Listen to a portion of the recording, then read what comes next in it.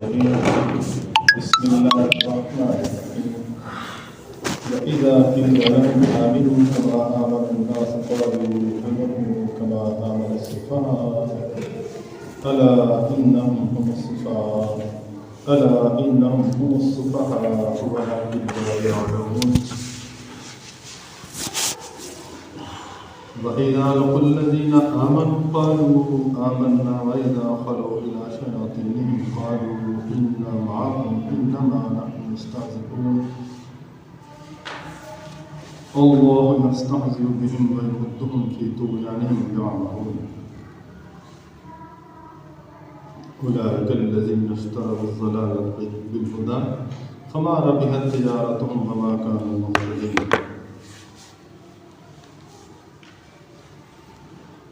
اللہ کے نام سے جو بڑا مہربان نہایت رحم فرمانے والا ہے۔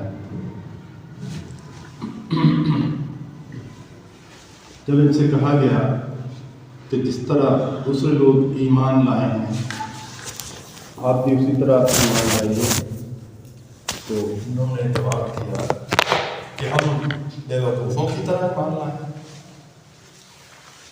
آگاہ ہو جائیے، حقیقت میں یہ خود بیوقوف ہیں لیکن اس کا علم نہیں رکھتے، سمجھتے نہیں، اور پھر جب یہ لوگ اہل ایمان سے ملتے ہیں تو کہتے ہیں تو ہم تو آپ کے ساتھ ہیں، اور جب اپنے دیگر ساتھیوں سے شیطان صفت افراد سے ملتے ہیں تو انہیں جا کر یقین دلانے کی کوشش کرتے ہیں کہ حقیقت میں تو ہم آپ کے ساتھی ہیں، ہم تو محض مسلمانوں کے ساتھ مذاق کر رہے ہیں۔ اب اللہ یہ فرما رہے ہیں وہ مسلمانوں سے مذاق نہیں کر رہے بلکہ اللہ ہم سے مذاق کر رہا ہے۔ کس طرح سے؟ وہ ان کی رسی کو دراز کر رہا ہے اور سرکشی کی طرف یہ اندھا دھند بھاگ رہے ہیں، اور پھر اللہ فرماتے ہیں کہ یہی وہ لوگ ہیں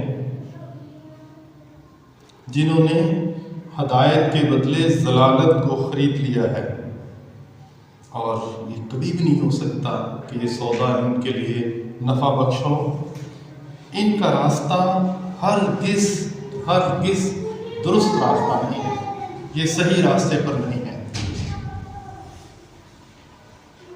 تمام تعریفیں اس خالق کے کائنات کے لیے ہیں جس نے اس کائنات کو تخلیق کیا ہے اور اس قدرت پر انسان کو بسایا ہے، اس کو تمام قسم کی سہولتیں فراہم کی ہیں۔ لا تدع درود و سلام علی محمد رسول اللہ صلی اللہ علیہ وآلہ وسلم کی ذات بابرکات ہے کہ جن کا تشریف لانا انسانیت کے لیے آسانی کا باعث ٹھہرا، سہولت کا باعث ٹھہرا، برکت کا باعث ٹھہرا۔ اللہم صلی علی سیدنا و مولانا محمد وعلی آل سیدنا و مولانا محمد مبارک صلی۔ سورہ البقرہ کا سبق ہمارا چل رہا ہے۔ میں نے آج آیت نمبر 13 اور اس سے آگے تلاوت کی ہے اور ترجمانی کے انداز میں ترجمہ پیش خدمت کیا ہے۔ گزشتہ سبق میں ہم نے جو کچھ پڑھا تھا آپ کے اذہان میں ہوگا، وہ یاد ہوگا آپ کو۔ آج یہیں سے ہم اپنا سبق شروع کرتے ہیں۔ اس کا پس منظر پھر سے میں آپ کو بتا دیتا ہوں، آپ کو یاد ہونا چاہیے کہ یہ سورہ مدنی سورہ ہے، سورۃ البقرہ مدینہ منورہ میں نازل ہوئی، اور اس میں جب یہ سورہ نازل ہوئی ہے تو 3 طرح کے لوگ موجود تھے۔ ایک خالص مومنین تھے جو ہجرت کر کے یہاں پہ آئے ہیں، جنہوں نے مدینہ منورہ میں بھی اسلام کو قبول کیا۔ دوسرے وہ جو اہل کتاب میں تھے، یہودی تھے، عیسائی تو بہت کم تھے یا مشرک تھے، جن کو کہا جا سکتا ہے کہ انہوں نے انکار کر دیا جناب محمد رسول اللہ صلی اللہ علیہ وسلم کا، کافر کہے جا سکتے ہیں۔ تیسرا ایک گروہ جو تھا کہ وہ بظاہر تو کلمہ پڑھتا تھا لیکن اندر سے دل سے مسلمان نہیں تھا، اقرار باللسان تو کرتے تھے، دل سے تصدیق نہیں کرتے تھے، کلمہ پڑھنے کے باوجود اللہ کے مطیع اور فرما بردار نہیں بنتے تھے۔ یہ تیسرا گروہ تھا، اور اسی گروہ کے بارے میں بھی اللہ تعالیٰ نے یہ بتایا ہے کہ ان کا طریقہ کیا ہے اور یہ کر کیا رہے ہیں۔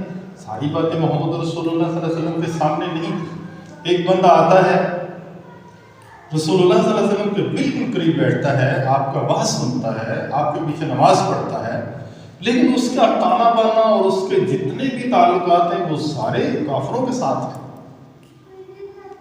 تو اس بات کی سمجھ نہیں آتی تھی، تو اللہ تعالیٰ نے ایک ایک چیز سورہ کے اس آغاز میں کھول کھول کے بیان فرمائی ہے۔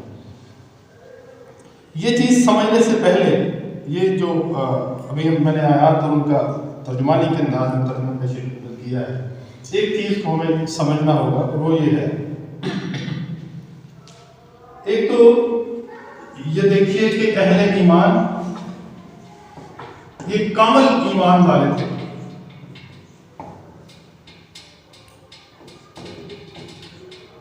دوسرے اس پہ یہ جو ہے تذبذب کا شکار،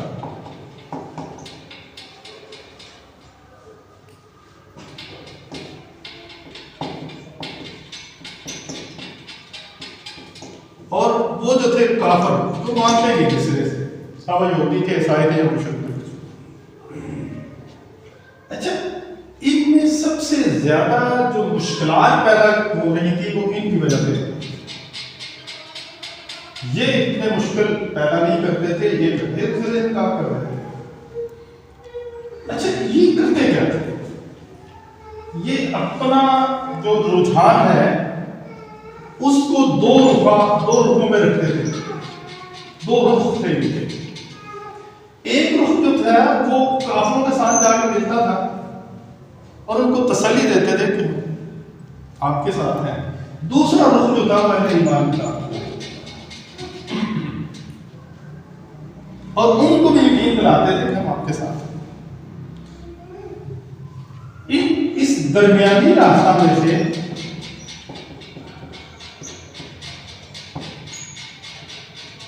وہ کیا نکالتے تھے؟ صرف اپنا مفاد۔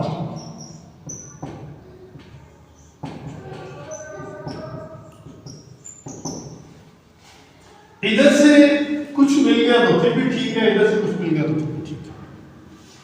کیوں ایسا ہوا کہ ان کے دل میں اور دماغ میں ابھی تک ایک جو خالق ہے، اللہ رب العزت جو تخلیق کرنے والا ہے، جو رب ہے، اس کا کانسیپٹ کلیئر نہیں ہے۔ مانتے تھے، اب ذرا دیکھیے کہ بنو قریظہ، بنو قینقاع اور بنو نذیر قبائل، یہودی قبائل تھے، یہ اللہ کو ماننے والے تھے، تورات پر بھی ایمان رکھتے تھے، لیکن اس کے باوجود اللہ کو خالق اور رب تصور نہیں کرتے تھے، ان کے دماغ میں یہ کانسیپٹ نہیں بیٹھتا۔ اور کانسیپٹ کیا تھا ان کے دماغ میں بن گیا ہوا، جو انہوں نے تورات کی تحریف کر کے اس میں کچھ تبدیلیاں کر کے بنا لیا ہوا تھا، اور وہ یہ تھا کہ دنیا کا نظام انسان چلائے گا،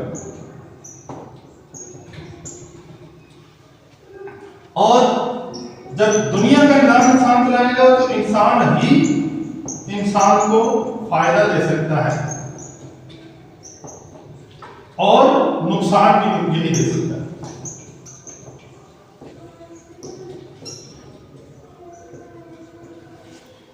یہ ایک کانسیپٹ ان کے دماغ میں بیٹھا ہوا تھا، یہ نکلتا نہیں تھا، کہ کہتے تھے کہ یہ بات درست ہے کہ اللہ ایک ہے، چلے محمد رسول اللہ صلی اللہ علیہ وسلم پیغمبر بھی مانتے ہیں جیسے موسیٰ علیہ السلام کو مانتے رہے ہیں، لیکن یہ بتایا جائے کہ دنیا کا نظام کیسے چلے گا۔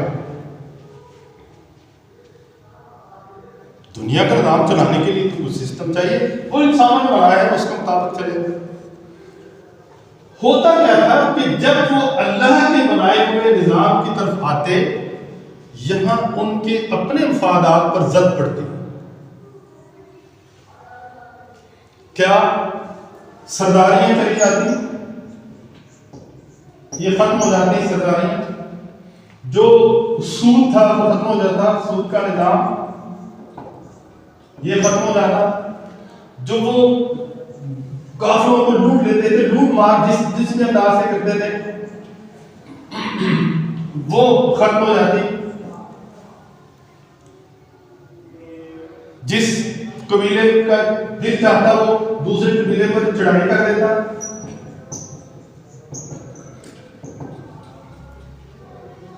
یہ ساری چیزیں اور بھی بہت ساری جب وہ ایک اللہ کی بات تسلیم کرتے ہوئے ختم ہو جاتی،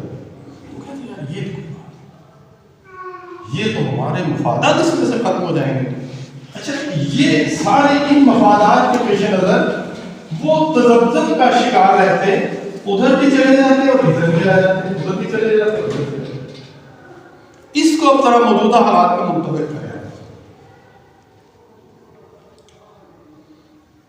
اب تو وہ یہود و نصارہ ہیں بھی اور نہیں بھی، مشرک لوگ ہیں بھی اور نہیں۔ کیا ذرا دل پہ ہاتھ رکھ کے بات کیجیے گا، کیا ہمارے اندر ایسی اسپرٹ موجود ہے کہ ہم کلیتاً اپنے آپ کو اللہ کے سپرد کرنے کے لیے تیار ہیں؟ کلیتاً، وہ چونکہ چنانچہ اور یوں اور شوں والی نہیں ہے۔ یہ جو آیات ہیں یہ چونکہ چنانچہ والی ہیں، کلیتاً ادخلوا فی السلم کافہ، سارے کے سارے اسلام میں داخل ہو جائیں۔ ہم اپنی انفرادی زندگی کو دیکھیں، خاندانی زندگی کو دیکھیں، معاشرتی زندگی کو دیکھیں، ہم کہاں کھڑے ہیں۔ اس کے بعد آ جائے گی ملک کی سیاست کہ ہم کہاں کھڑے ہیں۔ کیا انفرادی طور پر ہم اپنے آپ کو، میری طرف دیکھیے نا، ہم اپنے آپ کو اللہ کے سپرد کر رہے ہیں، اس کے لیے تیار ہیں، یا یہاں پر کوئی درمیانی راستہ ہم نکال رہے ہیں اس مفاد کے لیے؟ اگر تو ذاتی طور پر ہمارا یہ طریقہ ہے، پھر ان میں اور ہم میں کوئی فرق نہیں۔ جن کا سردار رئیس المنافقین تھا، ہمارے سردار کا نام ہے محمد رسول اللہ صلی اللہ علیہ وسلم۔ اب یہ صفات ہیں، اور یہ صفات جس میں بھی پائی جاتی ہیں وہ ان کا ساتھی ہے، اور یہ اللہ کو تسلیم کرنے والی صفات جس میں پائی جاتی ہیں وہ اللہ کا ساتھی ہے، محمد رسول اللہ صلی اللہ علیہ وسلم کا ساتھی۔ دیکھیے، اگر ہم درمیانی راستہ چاہتے ہیں کہ یہ پاکستان اسلام کے لیے حاصل بھی کیا گیا، وہ ٹھیک ہے، نماز پڑھیں، روزے رکھیں، وہ ٹھیک ہے، لیکن معیشت کی بات نہ کریں۔ رسم و رواج جب دیکھیں جی بچوں کا خوشی ہے، اور شادی بیاہ پہ تو یہ سارا کچھ ہندوؤں والی رسمیں ہو گئی جائیں، اس پہ تو تنگ نہ کیا جائے۔ پھر کچہری میں تو جی اب کیا کیا جائے، اب اسلامی سزائیں تو نہیں دی جا سکتی، وحشیانہ سزائیں بھی کہا گیا ہے ان کو۔ اچھا، یہ ساری چیزیں اگر ہم کر رہے ہیں تو پھر ہم مجرم ہیں، اور اگر ہم دیکھ کر خاموش رہ رہے ہیں تو یہ خاموشی بھی ہمیں مجرم بنا دے گی، یہ خاموشی بھی ہمیں مجرم بنا دے گی۔ کیوں کہ اب محمد رسول اللہ صلی اللہ علیہ وسلم آخری پیغمبر ہیں، آقا کے بعد کوئی نبی نہیں تشریف لائے گا، اور اس امت کے ذمہ ہے تبلیغ کا کام، دعوت کا کام۔ اگر آپ جتنے مبلغ ہیں اور آپ کی موجودگی میں ایک شریعت کے خلاف قانون بن جاتا ہے، سود کے حق میں قانون بن جاتا ہے، عریانی اور فحاشی کے حق میں قانون بن جاتا ہے، اور اگر آپ خاموش رہتے ہیں، اس سے کیا مطلب ہے کہ نبوت کا تو دروازہ بند ہے، آپ مبلغ ہیں، آپ امتی ہیں رسول اللہ صلی اللہ علیہ وسلم کے، آپ تو بول نہیں رہے، تو آنے والی نسل کہے گی کہ اس وقت ملک صاحب موجود تھے، خان صاحب موجود تھے، مرزا صاحب موجود تھے، چودھری صاحب، سردار صاحب موجود تھے، وہ چپ رہے تھے نا، اس کا مطلب ہے وہ قانون ٹھیک ہے۔ آپ کی موجودگی کو آنے والی نسل اتھارٹی سمجھے گی، انفرادی طور پر، اور اگر خاندانی طور پر آپ کے خاندان میں کوئی رواج نکل آتا ہے اور اس کو ایز اے تمثیل بیان کیا جائے گا جو انہوں نے کیا تھا، ٹھیک ہو سکتا ہے۔ اب ذرا دیکھیے ذرا کہ ایک ملک کلمے کی بنیاد پر حاصل کیا گیا ہے، اس میں کوئی شک تو نہیں ہے، اور اس کا نام بھی پاکستان ہے۔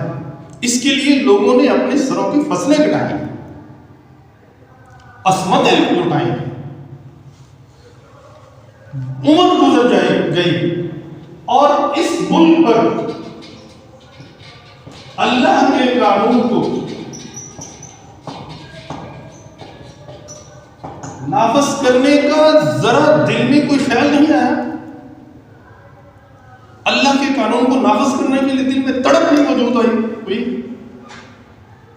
اور جو جس قرآن کو چونب اور چاٹ کے رکھا ہوا ہے، سنبھال کے رکھا ہوا ہے، اس کے قانون پر عمل درآمد کے لیے کوئی اندر سے ایک آمادگی پیدا نہیں ہوئی، اس سے بڑا نفاق کیا ہے؟ اس سے بڑی منافقت کیا ہو سکتی ہے؟ وہ سب سے بڑا منافق ہے جو اپنے جس زمین پر رہ رہا ہے اس پر اللہ کے قانون کو نافذ کرنے کی کوئی سوچتا ہی نہیں، اس کو کوئی سوچ ہی نہیں آئی کہ یہ کام بھی ہے کرنے والا، بلکہ درمیانی راستہ نکالتا ہے کہ جی یہ سارے قانون پر عمل نہیں ہونا، نماز اس پڑھی جو تو کام چلے جائے۔ منافقین مدینہ بھی یہی کہتے تھے، ان کے بھی روابط تھے۔ اچھا یہ کیوں ہوتا ہے؟ یہ کیوں ہوتا ہے؟ ذرا دیکھیے، ایک خالق ہے اور یہ ایسا خالق ہے جو رب بھی ہے، اس کی تشریح میں کر چکا ہوں، خالق اور رب کی اس سے پہلے۔ دوسری طرف جو قانون ہے وہ مخلوق،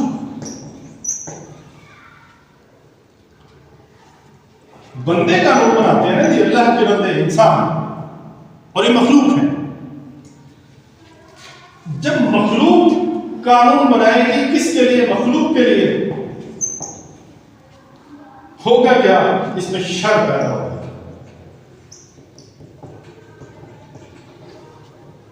اس میں فساد پیدا ہوگا۔ کیوں ہوگا؟ اس لیے ہوگا کہ یہ مخلوق پر مخلوق کا قانون چل رہا ہے، مخلوق پر مخلوق کا قانون چل رہا ہے، اور یہ مخلوق یہ انسان ہے، اور انسان جو ہے یہ لالچی ہے، یہ دھوکے باز ہے، اس کو رد و قبول کا جو اختیار دیا گیا اس کو استعمال کر کے یہ باغی ہو جاتا ہے۔ جب یہ اور اس طرح کی ایسی صفات اس میں پیدا ہوں گی، پھر یہ اللہ کے مخلوق پر جب قانون اپنا چلائے گا تو شر پیدا ہوگا، اور اسی شر میں سے فساد نکلے گا۔ اور دوسری طرف کیا ہے؟ رب کائنات ہے، رب لیتا کچھ نہیں، یہ دیتا ہے۔ جو رب ہے، خالق ہے، جو دینے والا ہے، وہ دھوکہ نہیں کر سکتا، اس کے اندر باغیانہ روش نہیں آتی، اسی کو لالچ نہیں ہے، وہ تو عطا کرتا ہے، وہ عطا کر کے خوش ہوتا ہے، عطا کر کے خوش ہوتا ہے۔ جو اس سے نہیں مانگتا وہ اس سے ناراض ہوتا ہے، اسے مانگو، لو مجھ سے۔ اور ادھر جو ہے یہ کسی کو دینے کے لیے تیار ہی نہیں، لیتا ہے۔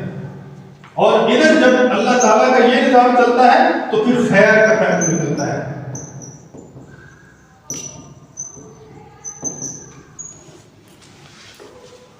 اور پھر جب خیر کا پہلو نکلتا ہے تو پھر امن آتا ہے، امن قائم ہوتا ہے۔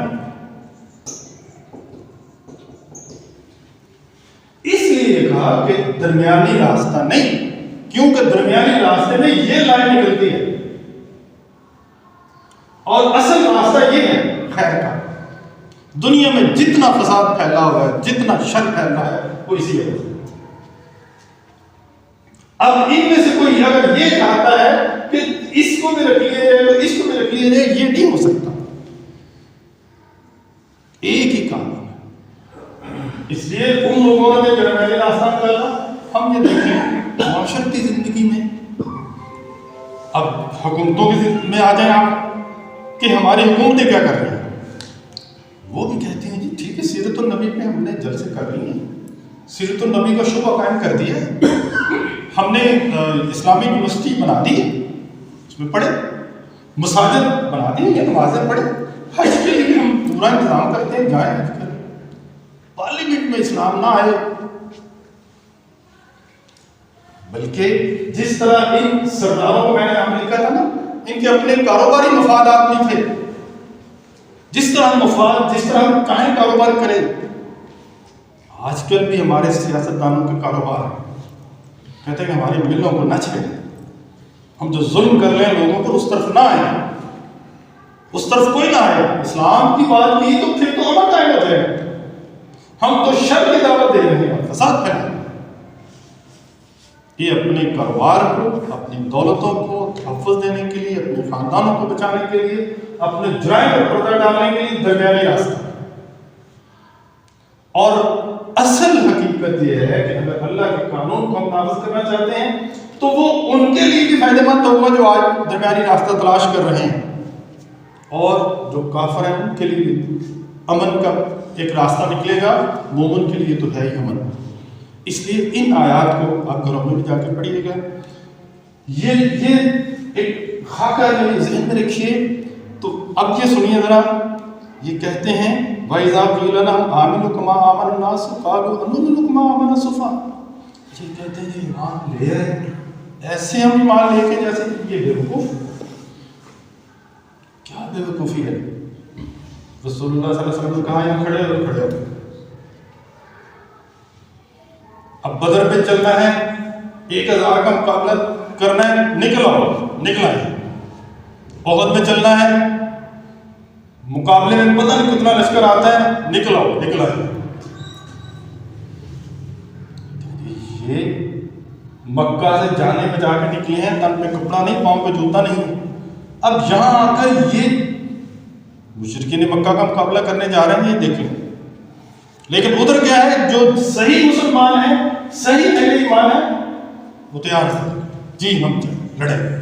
کہتے جی یہ خالی ہاتھ جا رہے ہیں بدر کے مقام پر ابو جہل کا مقابلہ کرنے کے لیے، انہیں کی طرح ایمان ہے۔ اب جو صفحاء کا لفظ ہے نا جی، اس کو ہم جب کچھ ایک دو الفاظ میں تو بیان نہیں ہو سکتا ہے، یہ سمجھیں کہ جو فرد اپنے نفع اور نقصان کا اندازہ نہ لگا سکتا، اس کو عربی میں صفحاء جمع ہے وہ کہتے ہیں۔ اچھا وہ یہ کہتے تھے کہ ان کو تو پتہ ہی نہیں کہ ہمارا کس میں نفع ہے کس میں نقصان ہے۔ مکے سے انہوں نے کہا ہے جی اچھا ایک فرد نے اسلام قبول کر لیا، اس کی بیوی وہاں پہ ہے، اس کے بچے وہاں پہ ہیں، کہاں گیا، اس طرح ہی معاملہ ہے۔ یہ مثالیں دے دے کر وہ بیان کرتے تھے کہ آقا کے حکم پر کٹ مرنے کے لیے تیار ہے، اس طرح ایمان نہیں ہے۔ ان کو تو پتہ ہی نہیں میرا نفع کیا ہے میرا نقصان کیا ہے، میرا فائدہ مکے میں رہ کر اسلام کو ترک کر دینے میں تھا یا بال بچہ سارا وہاں پہ چھوڑ کر یہاں اکیلے آ جانے میں تھا، انہیں نہیں پتا، اس طرح ہمیں ماننا ہے۔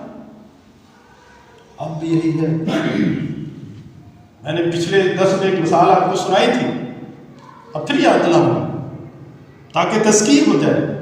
اب ہم جب لوگوں کے دروازوں پہ دستک دے کر کہتے ہیں کہ قرآن پڑھو، وہ کہتے ہیں یار سارا دن قرآن پڑھتے نہیں، تو بیوقوف، خود مجھے لوگوں نے بیوقوف کہا ہے کہ کیوں، تجھے نہ کاروبار کی فکر ہے نہ بال بچے کی فکر ہے، ہمیں ساری فکر ہے، مجھے لوگوں نے کہا بالکل ٹھیک، کیوں مجھے فکر نہیں بال بچے کی، اللہ نے پالا، مجھے فکر نہیں کاروبار کی، اللہ نے کرنا، اور اب تک اللہ کا شکر ہے کہ کھا بھی رہے ہیں، زندہ بھی ہیں، بچوں کو پڑھایا بھی ہے، بچوں کی شادیاں بھی ہوئی ہیں، سارا کچھ ہے۔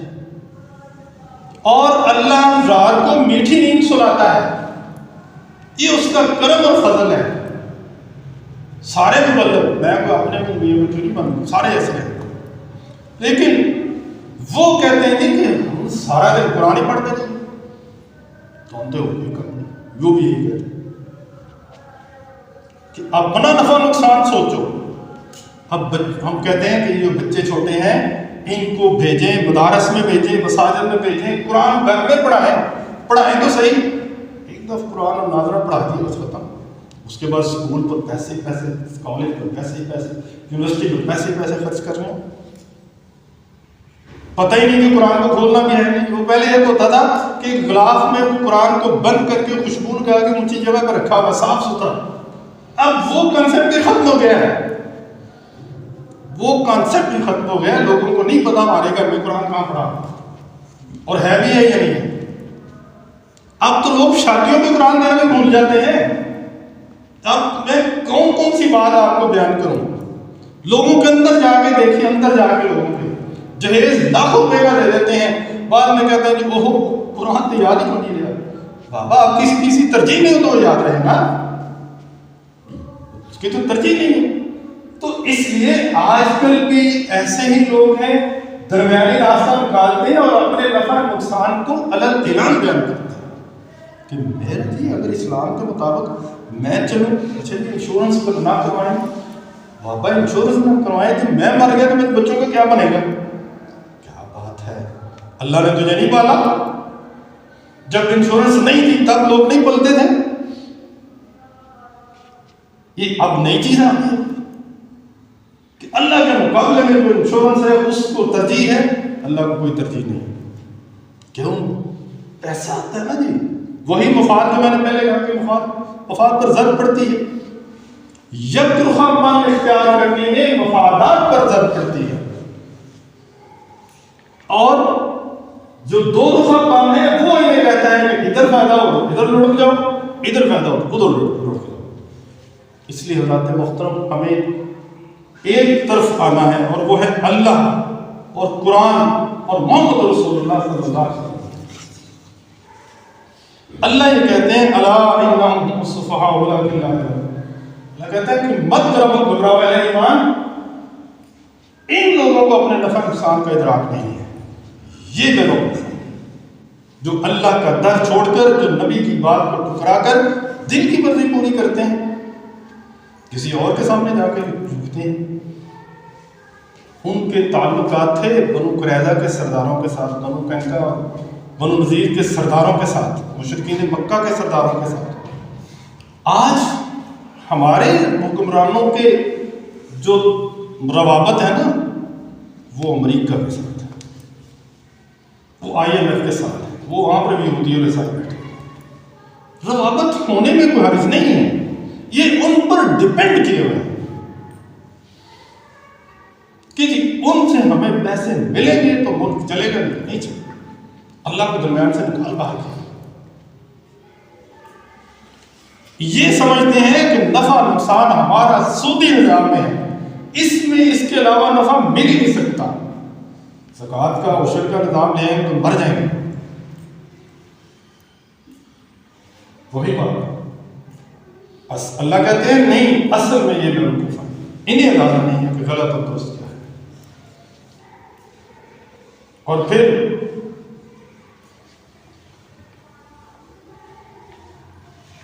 جب کوئی ذکر ہوتا ہے نا تو اپنی جو ہمدردیاں ہیں ان کا یقین کراتے ہیں، اپنی طرف سے یقین کراتے ہیں۔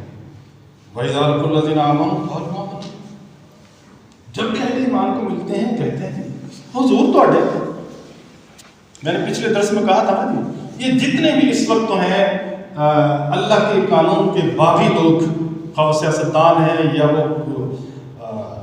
صحافی ہیں یا کچھ اور دانشور ہیں، اعلان کریں نا کہ میں مسلمان نہیں، نام بدلے نا، اگر ان کو اتنی اس کے اندر کوئی عزت اور توقیر نظر آ رہی ہے تو بدلے نا، نکلیں اس دائرہ اسلام سے باہر نہیں۔ وَإِذَا لَقُوا الَّذِينَ آمَنُوا، جب اہل ایمان کے پاس آتے ہیں قَالُوا آمَنَّا، حضور ہم تو ہیں ہی آپ کے. اس کا اگر وہ کوئی آپ نے زندہ مثال دیکھنی ہے نا تو یہ جب کوئی الیکشن آتا ہے نا تو امیدوار جیسے گھروں میں آتا ہے نا وہ دیکھ لیجیے کیا کرتا ہے. جماعت اسلامی والوں کو گھٹنے پکڑ لیں گے, DUI والوں کو گھٹنے پکڑ لیں گے, مساجد علماء کے اندر بھی آ کر ان کے گھٹنوں میں ڈھیر ہو جائیں گے. کیوں؟ وہ زور سے ہے نہیں پڑے, ہم تو ہیں ہی آپ کے. جب یہ کامیاب ہو جاتے ہیں تو پھر آزادی نسواں کے نام پر اسلام کے خلاف ووٹ دیتے ہیں. پھر یہ سود کے حق میں دلائل لے کے آتے ہیں.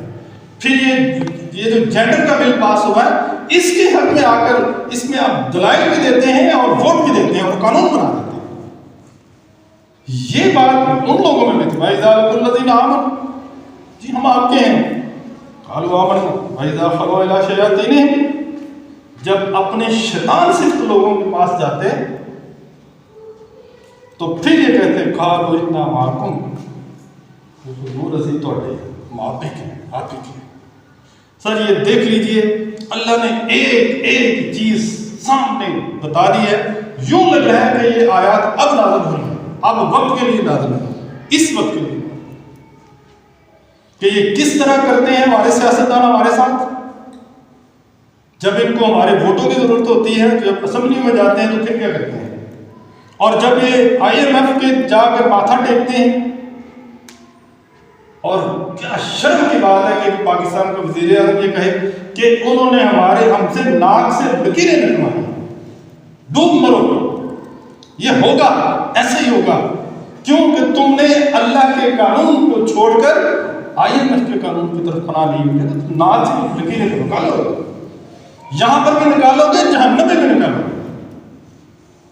یہ اللہ خود کہہ رہے ہیں کہ ادھر جاتے ہیں تو ان کے, ادھر جاتے ہیں تو ان کے. انما نحن مستہزئون, جی ہم تو اس طرف نہیں تھے, ہم تو آپ ہی کی طرف سے بس ان کے ساتھ تھوڑا سا ذرا مزاق, یہ تفنن تباہ کے لیے ہم چلے جاتے ہیں اور وہ بات کر لیتے ہیں, ہم تو آپ ہی کے ساتھ. حضرات میں یہیں پہ اس گفتگو کو ختم کرنا چاہتا ہوں. اب کوٹ آپ کے گیند میں ہے, ان آیات کو گھروں میں جا کر دوبارہ پڑھیں. میں نے یہاں جو سمجھانے کی کوشش کی ہے اس کو ذہن میں رکھیے. یہ آیت نمبر 13 سے کہاں تک پڑھی ہے؟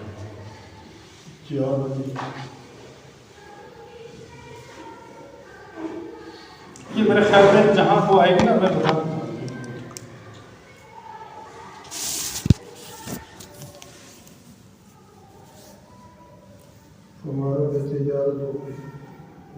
جی 16 تک ہے, لیکن آگے نا یہ کمپلیٹ نہیں ہوئی, تھوڑا سا اگلے درس میں کروں گا اس کو کمپلیٹ.